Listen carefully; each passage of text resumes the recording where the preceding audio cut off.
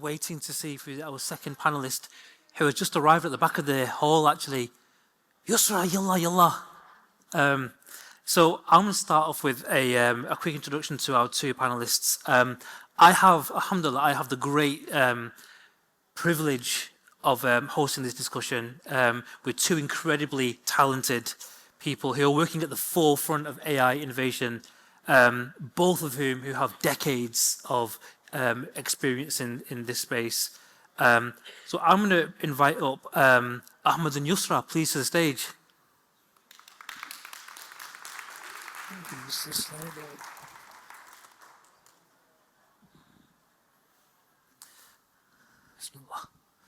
Assalamu alaikum warahmatullah. And just so you know, Yusra has been racing across London to get here on time. So, jazakallah khair. As a quick introduction, excuse me, I'm losing my voice. Yusra is a research engineer in the Google DeepMind team with a PhD in computer science. Her expertise includes cutting-edge machine learning, scalable AI systems, and NLP. Beyond technical research, she is passionate about mentoring, DEI, advocacy, and building inclusive work environments.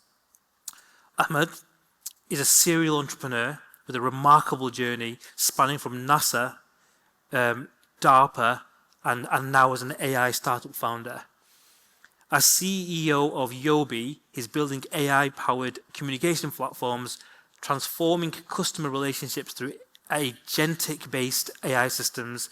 His work builds bridges across technology, philosophy, ethics, and business transformation. So I'm going to before I jump into the questions, I'm just going to get a gauge of the audience to see who's here and what level of experience we're at. So hands up if you currently work in AI or you're some sort of researcher in this space. Okay, so maybe, I think 42% approximately. And hands up if you don't currently work in AI or research, but you want to move into that space. Literally, I think 1.3%. And hands up if you're just here for the vibes. Yeah, everyone. So I'm going to jump straight into the questions. So I'm going to start with Yusra. Interestingly, you made you were a hijabi in AI before it was cool, right? You've been working in this space for a long time. You started off with a PhD in computer science and then to Google working on commercial applications that are used today. And most recently, you've moved back into the research team in Google DeepMind, working on things that we might not see for the next months or years. Can you talk me through that journey? And did you face any specific challenges being a visible Muslim in that space? Assalamu alaikum. So, yes, there were challenges, definitely. I would say like my career path so far hasn't been planned. So usually my choices are driven by my curiosity and wanting to learn, wanting to do something new. Maybe sometimes feeling bored from what I'm doing and I want to switch something else. I've been always fascinated about machine learning since my undergrad. And when I graduated, I worked a bit as a software engineer, and then I decided I want to really pursue this. So I started my PhD and master's first and then PhD. And when I finished, I felt, oh, like research is just like so unapplied. I don't feel like what this is going to be used in. And then I switched it back to application domain. I worked as a machine learning engineer at McKinsey back then, working on pharma applications. So basically applying machine learning to real life problem. I'm not saying that research is not about the real life problem, but sometimes you just lose this kind of like connection with the real life. And then like after this, I moved to Google first as a machine learning infra engineer, I'd say, working on machine learning infrastructure. And then after this happened all this LLM boom and like things starting moving very, very quickly. And I said, okay, I need to move back to research because I need to understand how this works. I want to be part of this kind of like movement, innovation. And this came the decision, oh, I would like to do this move. And then came the opportunity, and then I just like grabbed it when I got it. So, so it wasn't really planned as much as it was a situation. an urge for me to learn something new, a little bit of my curiosity, and then I think like this is what drives me most, I'd say. So you talk about this this curiosity that drives your kind of intellectual curiosity, and also this urge to understand the technology better. Do you think that you, by moving further into research, there's more that you can influence the future of these technologies? Definitely yes. Research is really challenging and sometimes chaotic, I would say, specifically now more than before. So I think like working on the edge of of the technology, like knowing that you are actually working on the next big thing, like literally, and being I think in DeepMind it's a great opportunity because you're everywhere. You're just surrounded by very smart people and researchers, and sometimes I feel like wow, this is just amazing. So so yeah, I would say like research is different. It's interesting, but it's also like mentally taxing as well. So you need to be okay with not seeing your results right away. So how much of your work can you publicly speak about, or is it all under NDAs? no, I can speak about some of the work I'm doing. I'm working on 3 different projects now. I'm just going to speak broadly about what we're doing because I think like some of it is published already. Like 2 of the projects I'm working on I can speak about, which is on like mental health and one on education. So so the mental health kind of research we're basically working to I just also don't want to say anything that is like a little bit details. So we're not doing any kind of like mental health professional replacement, but rather like something to augment mental health professionals. And education is similar, something like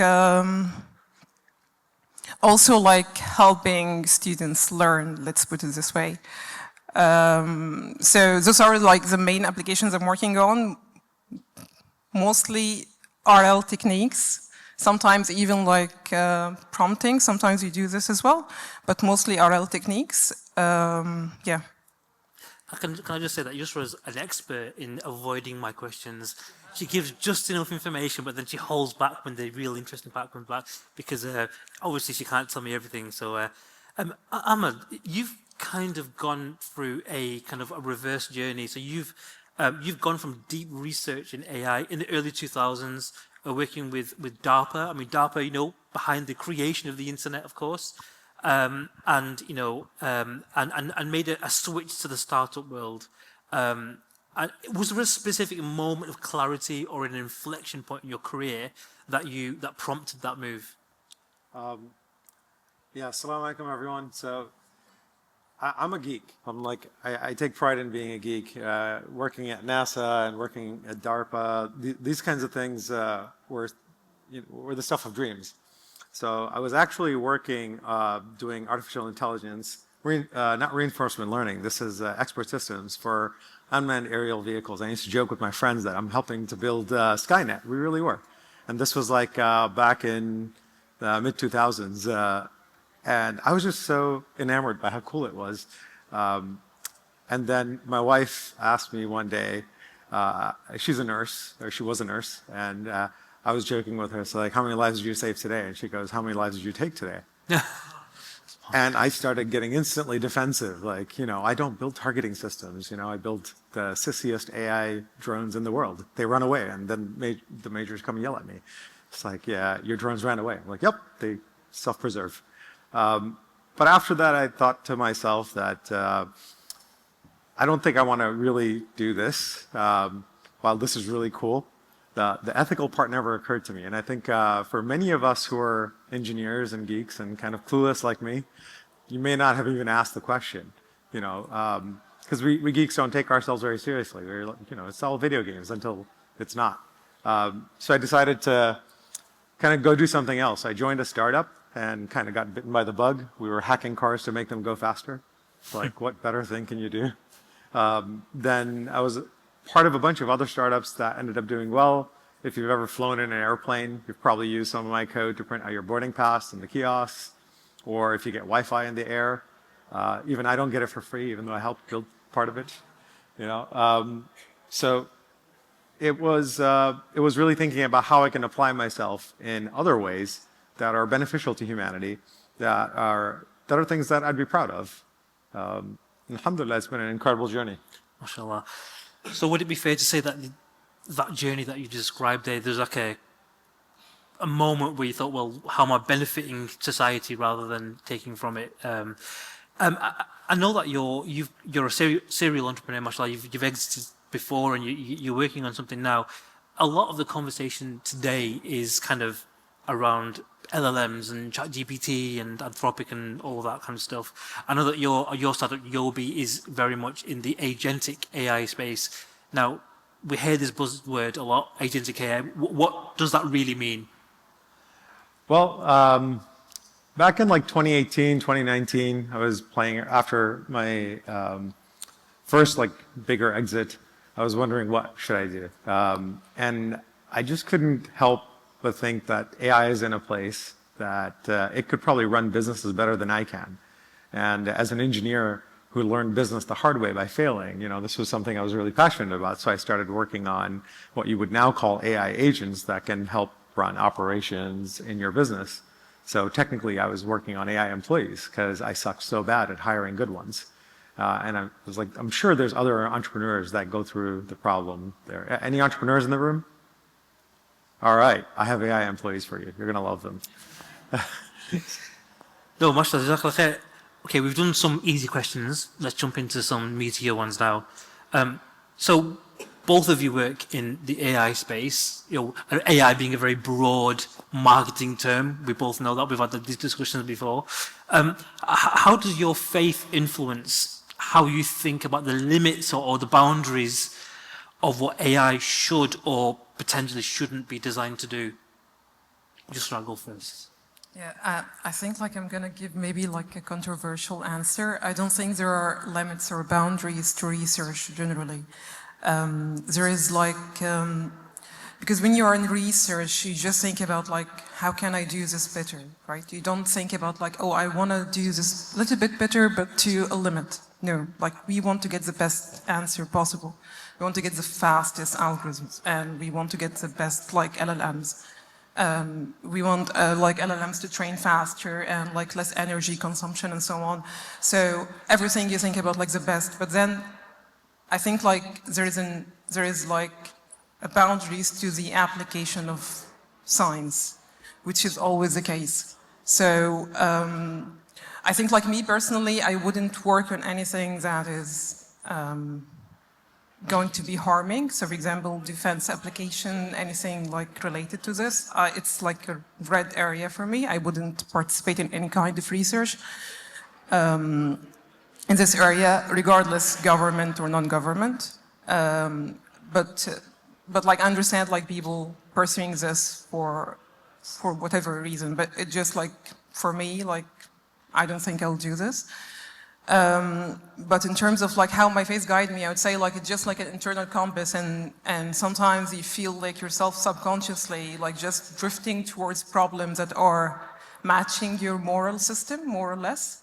So I get excited about like questions related to, I'm interested in like psychology, so I get drifted towards things related to mental health, maybe things related to education sometimes, also like now socio-technical problems about like how AI is going to influence community, society, how this is going to be used, and so on and so forth. Maybe not yet, I didn't do any research there yet, but it's something that I would like to work on. So I think like generally speaking, I think like my faith for me is just as an internal compass, and it just drifts me like sometimes towards a problem that is like matching my moral and ethical sort of like system, I would say. So what you're saying is that we shouldn't be limited by intellectual curiosity. It's more about the technical restrictions that shouldn't, and the work that you do is very much centered around what interests you, what aligns to your personal belief system. Feel free to not answer this question. Have you seen anything internal in your team that you've personally objected to? Not yet, I can answer. To be honest, like no. Most of our work related to agents. So we work like how to make like better assistance. It's raining. So yeah, so I think like no, I haven't seen Okay. anything. I haven't been even close to any kind of like research that is like controversial, I'd say. I honestly, you've seen how hard I'm trying with Yusra to get that answer, but she's not giving me anything. And yourself, Ahmed, I know that you've got very strong opinions on this. I do, and it would be a shame to not introduce Yobi One. Hey Yobi One, I'm on stage at Muslim Tech Fest, and I just got asked a very hard question by Shaf about what boundaries there should be for a Muslim working on AI. I don't want to look dumb in front of all these people in London. Got any advice for me? Ahmed, I understand you're in a challenging situation on stage at Muslim Tech Fest. As your advisor, I'd suggest approaching this thoughtfully. From an Islamic perspective, the key considerations for AI work would be 1, ensuring the AI's development and use aligns with Islamic ethical principles. 2, being mindful that AI serves humanity rather than replacing human judgment in matters of faith. 3, considering the impact on society. Actually, and that's ensuring great. it brings benefit. Can you give me some advice on how to wake my son up? He's actively nodding. I see you're having a parenting moment in the middle of your presentation.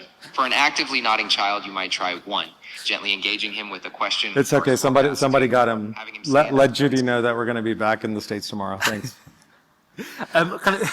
First of all, that's a really great, impressive demo. But if you didn't know if you heard that at the beginning, what was it called? Your assistant? That's my assistant, Yobi One. Yobi One. Yeah, everyone gets the reference. Just FYI, right? You know, help me, Yobi One. You're my only hope. It's part of like claiming the narrative back because Muslims are so unpalatable that you have to represent Sufism as the Jedi order, you know, and you have to represent Islamic history through Dune, through Lisan al-Ghaib and the Mahdi, right? I think as Muslims we need to be a lot more forward about technology, and also there are good things that you can build. So I built Yobi One. We built AI employees. Of course, the very first thing I believe in AI that Muslims should do is bring their Islamic philosophy to the table. And don't be shy about it. And the reason you don't have to be shy about it is because Islamic philosophy is quite universal. So the most basic application is AI girlfriends. One of the first investors that reached out, this was several years ago, it was $20 million. Like no questions asked, whatever valuation, name it. And turns out he was backing he was from the adult industry, of course. And I told him that you don't need AI this sophisticated to do what you're trying to do. And no thanks. Fortunately, I have some really incredible investors who understand that my deen is very important to me. I'm very open about being Muslim. And then we turned down a lot more money because we have goal orientation, tool use. If you actually are in AI, you'll realize what we've created is what you'd say weapons grade. And we turned down money from them as well because this is not what I wanted to do, is build systems that exploit. So every day, all of you are faced with adversarial AI. So when you open Twitter, when you open Facebook, there's AI that's using you for $42. No offense to the wonderful folks at Google, right? For $42 a year, your dopamine system is being flooded, your children are being screwed up, the fabric of society is ripping itself apart. Instead, I sell startups and business owners AI that will do reception for you, that will, inshallah, provide a lot of entrepreneurial endeavors across the world, create jobs, and back people who are ethical. Because if you look at small businesses and startups, they're some of the best people in the world. They build their communities, they serve in their local churches and mosques, and inshallah we can build technology that powers them. Thank you for those answers. Something that Yobi One said that struck me was being beneficial, have beneficial knowledge and sharing that beneficial knowledge.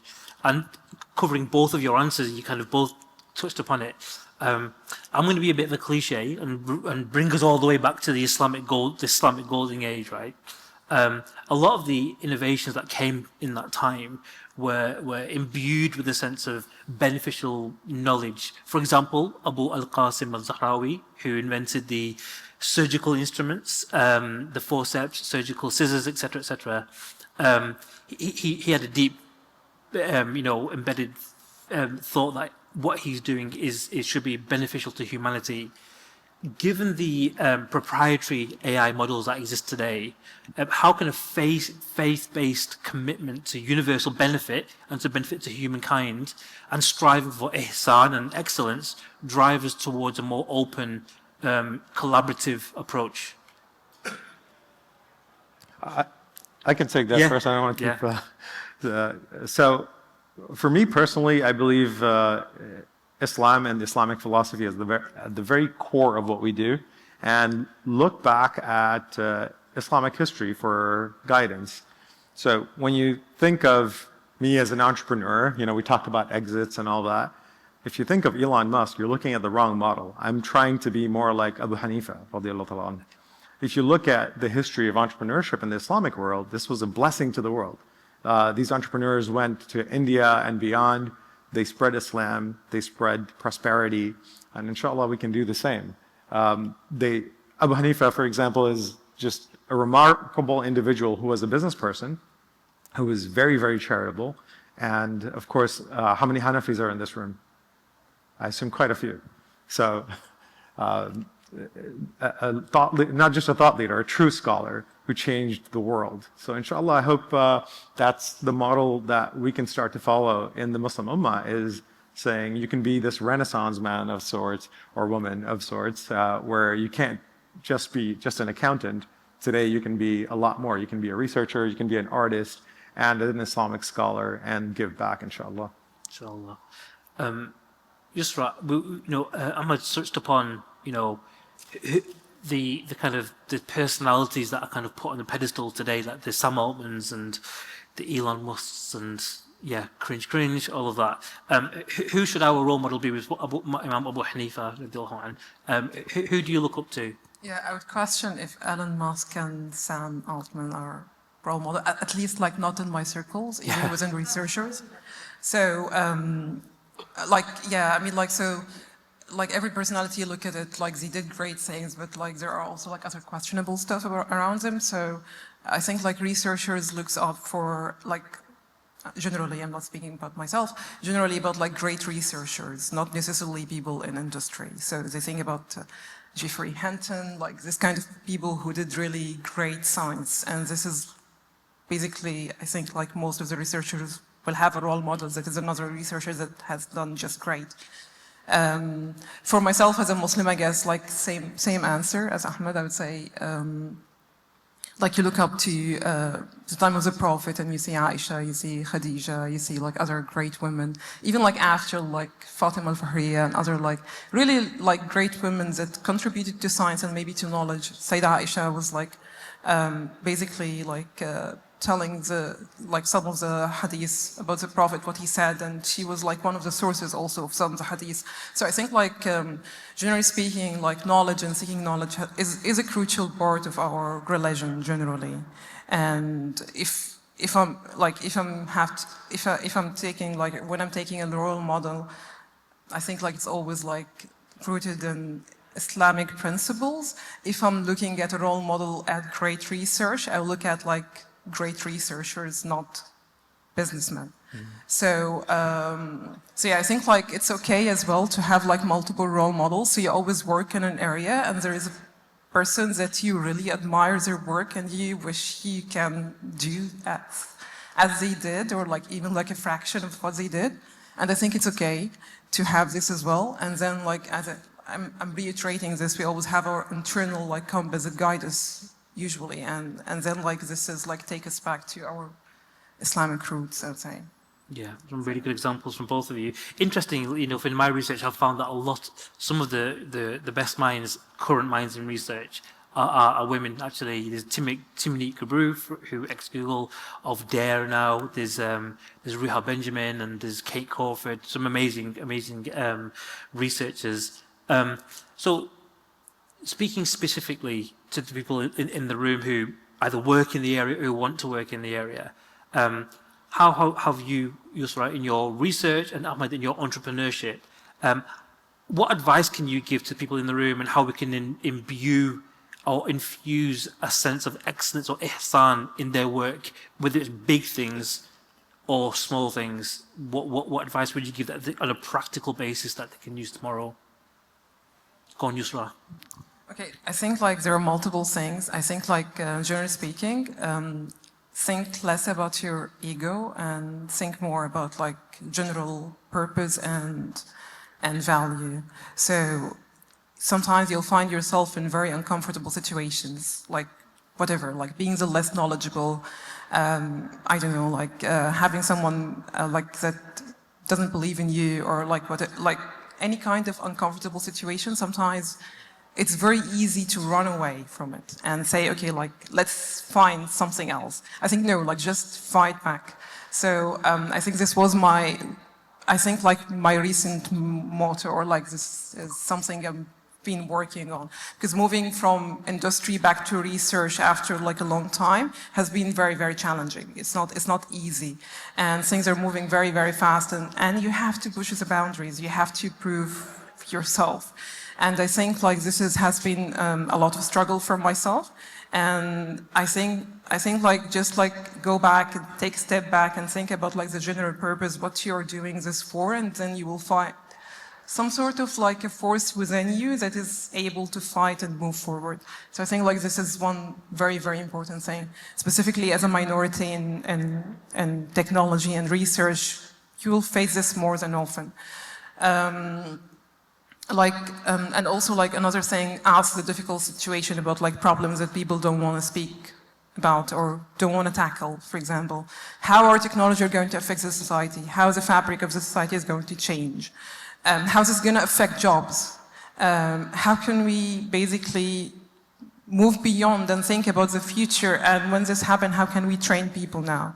So can we do research about like this kind of effect of AI, not only like improving the AI, and like I would say, I'm not trying to promote DeepMind, but at DeepMind we do think about this, and there are teams and people working on this. So so yeah, generally like just be more resilient, ask the difficult questions that is like important for you and like matches your ethical and moral internal system. And yeah. I love that. Be resilient and run towards the difficult problems. Really, really great advice. Ahmed, you know, you've said no to bad money in the past, and you know, I'm really interested to hear your opinion. Actually, who in this room wants to be successful? Raise your hand if you. There's a bunch of people that don't want to be successful. I'm sorry. So first and foremost, this is coming from an entrepreneur. One of the reasons that I wanted to start my own company is I wanted more independence. One of the things I wanted to do is the itikaf.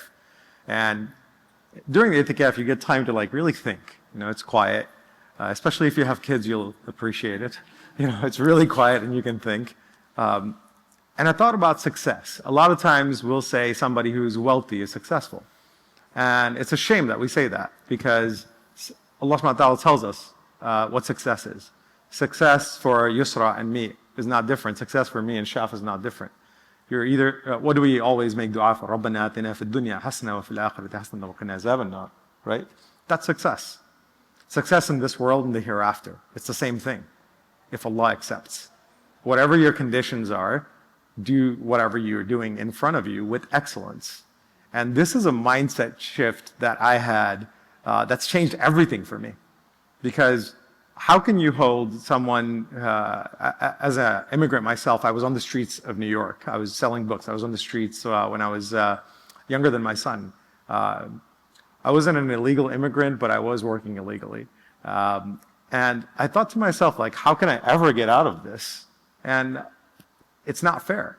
It's not fair that, my parents can't afford boarding school for me, and I have to be on the streets in the middle of winter with my fingers freezing. And then I realized success for me at that time was doing what I was doing, was selling the books and realizing that my Lord sees me. He's put me in that situation, like each and every single one of you, including myself. This is exactly where we were meant to be. This is what Allah subhanahu wa ta'ala meant for us to do. So if I do it knowing that my Rabb, He's watching me, and I do this thing with excellence, whatever it is that's before me, because the world is chaotic, everything's, going crazy. Where do you seek refuge in? Seek refuge in Allah. Remember that you will die, and when you think that, don't get depressed. Remember, you're going to meet your Lord. So if you remember your Lord now, if you're conscious of your Lord now, you will keep going. It doesn't matter whether you sell a startup or you take over the world, whatever it is, there is still more to do. Or whether you're just baking bread, there's still more to do. And if you're successful, you will know it in your heart how you feel between you and your Rabb. And success in this world and the hereafter has to do with not competing against the person next to me. It's competing against myself and getting closer and closer to my Rabb through excellence. So alhamdulillah, for me, entrepreneurship has been a path to learning a lot, to really stretching my limits, and to bringing me closer to Allah. And I've seen it do the opposite. And truth of the matter is, it's better if you don't, quote unquote, succeed in worldly affairs, if it's better for you. And you have to always trust that Allah subhanahu wa ta'ala is putting you through this journey to make you better. He's your Rabb. He's growing you. So I'm going to share something very embarrassing. When I was very young, I just wanted a Honda Civic and a pretty wife. So I made dua for that. Alhamdulillah, I realized I didn't make dua for enough. Passed by that really, really fast. And then I realized my own shortcomings and ambition is I wasn't being ambitious enough. So I gave up on myself. I just made dua. Then I made dua one time. I said, Ya Rabb, I would love to know what it's like for Sulaiman to have the jinn at his disposal. Alhamdulillah, Allah gave us jinn AI. So let's see. I want to move on because we're kind of short pressed for time, and I do potentially want to take one or two questions at the end. A question that I know for a fact that we disagree on is 2 against 1. I'll put my glasses on just so I mean business. As Muslims, we believe our roles as humans are trustees on this earth. Given the profound environmental and societal impact that AI has, isn't there a higher burden of responsibility as Muslims in this space? Leave it over to you. All right, I'll start. I think absolutely, that's what's really exciting. I know everybody's worried about losing your jobs, and that will happen. I guarantee you that will happen. Inshallah, I'll help do some of that, and I apologize in advance. And the reason you should back me in doing that is this is going to happen one way or another. What's the philosophy of the person that's doing that? Do they feel the responsibility? Am I just going to take all of your money and drive away in my Bentley, right? Is that really success? So if I think about success differently, because I'm Muslim and I define success as my Lord being pleased with me, is my Lord going to be pleased with me if I cause devastation and do nothing about it? Clearly, that's not good. I'm called to do more because I've been given more power. I've been given more leverage. So I should be the one lobbying politicians or figuring out with nonprofits what to do about the massive change in just the economic structure of the world that's about to come about. And I think on most of the Muslims that it is incumbent on you, if you are in AI, to think about the ethics around it and to be at the forefront leading it.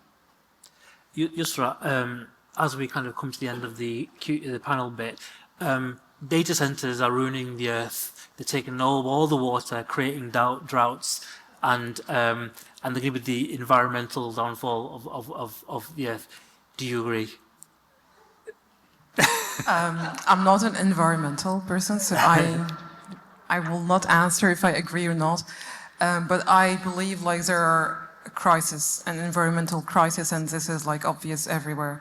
Whether technology is part of it or not, I wouldn't answer this question.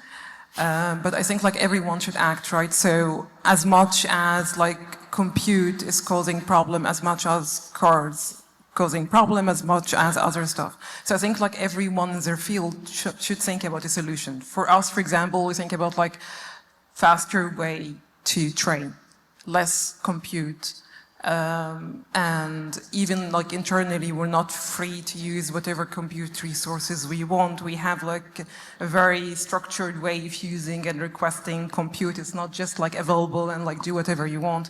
There's also like now the, not defending anyone, but there's now like big tech companies are moving towards like nuclear power generators, and they're spending a lot of money on that. So I think like it's a move of like improving the way that we are consuming and also improving the way that we're generating energy.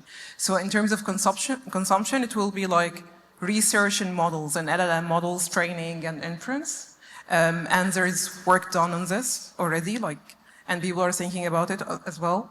And on this term of like generating energy, we should, I think, like spend more on generating clean energy. And when we have like this equation comes together, then I think we're going to be in a good place. But the problem, I guess, is also more than tech companies. It's also like government policies and other stuff. So I think like there is a lot of parameters there. I really, really want to unpack that, but we just don't have the time. I know that you're itching to say something. If it's going to be quick, I want to quickly open to the audience. Certainly. Well, I'm hoping to free a lot of people from having to do mundane work and have AIs do work for you, so we can go plant trees. So we can actually tackle problems, because you know the self-driving Tesla will drive you from point A to B. We're still directing. The AI has to serve us. So if planet Earth is getting destroyed, what the heck did we build AI for? Right? Were there any Muslims even involved? What are you going to answer to your Rabb? Like, what are you going to do? Are you really successful if you're building technology without really thinking about it and imbuing it with your spirit, with your philosophy, so that it can become sadaqah jariyah instead of becoming, you know, a curse for humanity? Jazakallah khair. I'm going to open up to the audience for questions. And question being, then when people put a hand up and say, this is more of a statement than a question, don't be that guy yet. If you've got any quick questions, anyone in the audience? Got one at the front here. Oh, we've got the...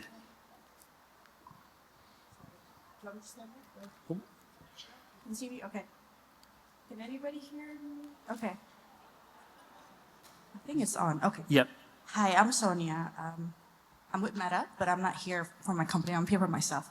I have a question about the whole research and the product thing, because I think this is important, because there's a lot of founders here where when you are in the business of tech, it's the business, right? There's that pressure to turn on profit, to turn on money, and where the research may not be ready yet, but you are already pressured to launch a product, and then the debt just accumulate, and you don't know the implications, but you are told to, like, you need to launch this, you need to tell the government about this, you need to go ahead and do it. My question is, how do you mitigate this space between, no, wait, I need to learn more, I need to know more, versus really just heaving off that pressure to just really churn out products and making profits? Thank you. He wants to take that. Well, that's the question that I have with my, that's the conversation I have with the team at Yobi, is you need to make profits. Yes, you need to make profits. It needs to be ethical. And the beautiful thing about tech is you can put it out there, and if it sucks, like Gemini, no offense again to Google, right? If it recreates history, if it does these things that are silly, like it didn't destroy Google, right? You can stop it. Or like in the case of Meta, right? They roll things out, but they can stop them quickly. So that, I think, the brakes are really important. When you're building a really fast car, make sure the brakes are incredibly good, so that if it gets out of hand, you can stop it immediately and go back and rebuild it. That's part of the whole move fast and break things thing. Like, once you're really big like Meta, really be careful, because you can break really big things, right? So phase rollouts, you know, being data driven, looking at what's the actual real world impact. Because as someone who's like technical and, you know, a research geek, you know, what you think versus what the other person thinks, what consumers and customers, how they use it, is just so radically different. Yusra? I think like, first of all, Gemini doesn't suck. So I think it's a great model and we are doing, I think like now, I mean like if you haven't used it recently, it's just getting better and better, honestly. Even like in coding, like I totally believe that entry-level software engineering job sooner will not exist. I'm not saying that we are doing this, but like I'm just saying like models are getting very good at coding and other problems as well.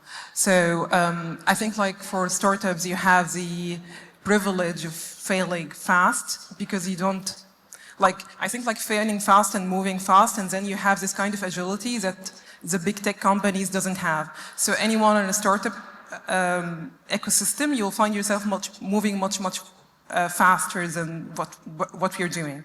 It's just because like Google has their own reputation and they are scared to break it. And then they move very carefully, but like releasing models or like doing this and that. And also not only that, because they are more accountable than startups. So if any harm gonna happen, no one will come after a startup, but everyone will come after Google. So I think like startups has this kind of privilege, I would say, in terms of like the current situation and the current environment. We're moving very carefully, very responsibly, like, and this is a little, like this implies a little bit of being slower than the rest, I'd say. Jazakallah khair. The organisers have kindly given us like 3 or 4 extra minutes. So Actually, if I could just, I should explain what I meant by Gemini. Everybody remember when Gemini first came out and they were reimagining history, right? But I have a lot of friends at Google. If you look at Gemini's transformation, they learned very quickly. They rolled it back. They improved it. And the newer versions of Gemini are truly incredible, right? So imagine if they never rolled the first version out and never like faced the music, this wouldn't have happened. Like arguably LLMs exist today because of folks at Google. So, you know, many thanks to Google. And they were very careful in how they rolled it out. So the big companies, as much as we want to give them grief, the reality is there are a lot of very thoughtful folks that are working on this technology, especially the folks in research. So I like shout how out to the researchers. we had a war on stage and we kind of reconciled the stage as well. We've got a question at the front here, I think. If it's a quick question, I've got 3 minutes for the question and the answer. Assalamualaikum. Thank you so much for your presentations. My name is Mona, and I work in sort of the intersection of policy and AI safety research. And in the organization I work in, we spend a lot of time debating about when artificial superintelligence will come. And I'm always interested in hearing like hot takes. Like, do you think we'll reach a point where models will start outperforming humans at all levels, whether it be like problem solving or creativity, or is it just a lot of hype and noise? This is my personal take, because maybe like my employer thinks differently. But I think like the best thing we can do about like general super intelligent or like human kind of intelligent is to augment human. Basically like provide human with the tools and like agents that can do all the boring tasks that you don't want to do and you just want someone else to do for you. So I think like this is like really the best kind of scenario. Automating some of the jobs, yes, it's going to happen, like having general super intelligence or like AGI, and I think like this is the hope, like that we can achieve this, but how are we going to use it, I guess, is the question. So it's kind of a tricky, I would say, like situation, because like part of me is about like, okay, like we don't want to replace all human functions, right? We don't want to be, we don't want to see a lot of job loss. We don't want to see a lot of like problems in society. We don't want to rely on an agent, and we don't want to be like just a homogeneous society, no diversity, everything's the same, answers are the same, like all the documents written by, I don't know, like ChatGPT or Gemini, and then all like look the same, all the style is the same. We want to have this kind of diversity, and the best thing to do it is augment human power. So basically do the things that human cannot do, like AlphaFold, for example, from DeepMind, and other kind of like great research in weather prediction. We have also some great models coming out for doing this. These things human cannot do, really. And when you're doing this, you're really solving a problem that's very essential. Instead of someone basically doing their whole PhD in like protein structure, we have AlphaFolds that's just generating millions. And so yeah, I just don't want to take more time. So I think like it's a tricky situation, and we need to think carefully about how we're going to do it. But definitely, like reaching super intelligence and being more than what human can do, this is already happening. We will see more of it.